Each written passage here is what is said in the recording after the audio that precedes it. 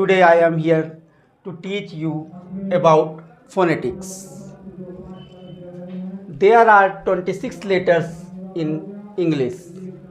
There are 44 sounds. The sounds can be classified into two groups. There are 21. First group is consonant and second group is vowel.